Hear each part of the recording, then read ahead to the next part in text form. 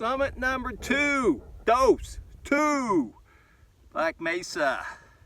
Took me 2 hours from Trailhead to the obelisk, and I'm happy about it. From mile marker 2 to 3, that was the toughest part. That's where you're going up the incline to get up to the plateau.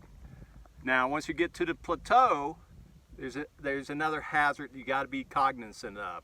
You got bigger stone. The pathway is clearly marked,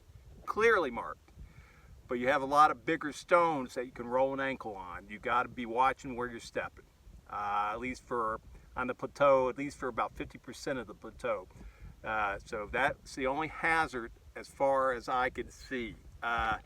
Didn't see hardly any wildlife up on the plateau. Saw a bunch of, there's some grasshoppers. Flies have been kind of a pain in the butt. You might want to bring insect repellent if you're coming up here. So this is Oklahoma, Black Mesa, highest point in Oklahoma. It's the second highest point in states that I've done. My next one is hopefully tomorrow.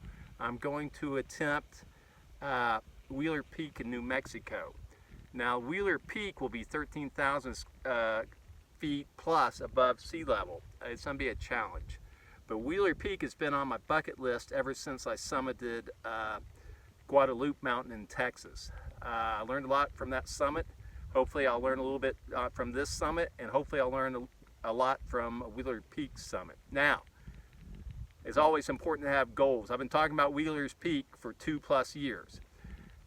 The other, if I knock out Wheeler's Peak tomorrow or the following day, because I may not even get out there until 3 in the morning. I don't know if that's going to be enough to get food and get some sleep and hit that after doing this, I don't know, and then being on the road.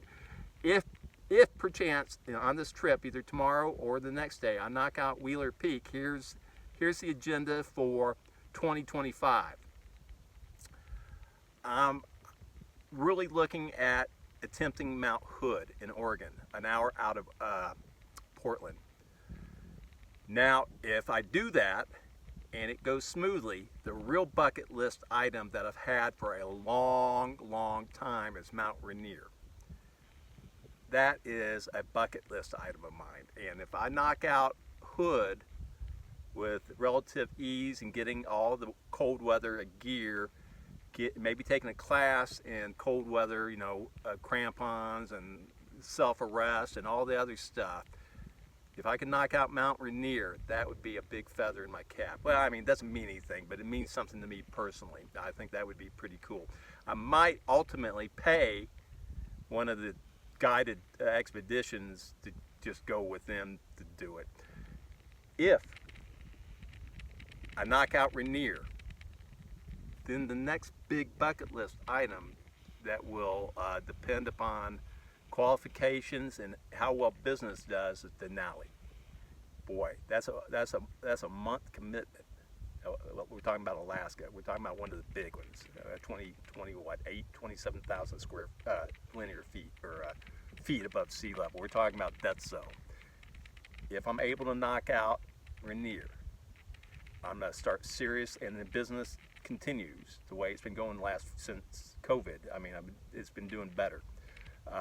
So funds would be there. Take off the month of June 2-3 years from now and attempt Denali and hopefully summit Denali. That would be awesome. I know it doesn't mean anything in the total scheme of things. It's just something I want to do. I mean, I turned 59 a week ago. So, I mean, I don't know how many more years I've got left. I don't know how much longer I'll even be physically capable of doing stuff like this. So, while I am, and while it's still possible, I want to do some things like this. Instead of talking about them like everybody talks about things, but they don't do. I want to be a doer. And so anyways, food for thought for you. I think I want to give a shout out to my grandmother. My grandmother, I think, would have loved to have done this hike. I think it would have been in her wheelhouse. in her last few years, she was talking about doing the Appalachian Trail. How about that for an 80-year-old? She wanted to get family together and do part of the Appalachian Trail. This would have been more in her wheelhouse. She was a tank, hardest working woman I've ever known, a role model, biggest heart in the world. I think she would have loved to have done this with family.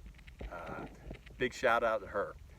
And all things through Jesus possible. God bless you, and we will see you tomorrow, if not sooner, at Wheeler Peak. Have a good one.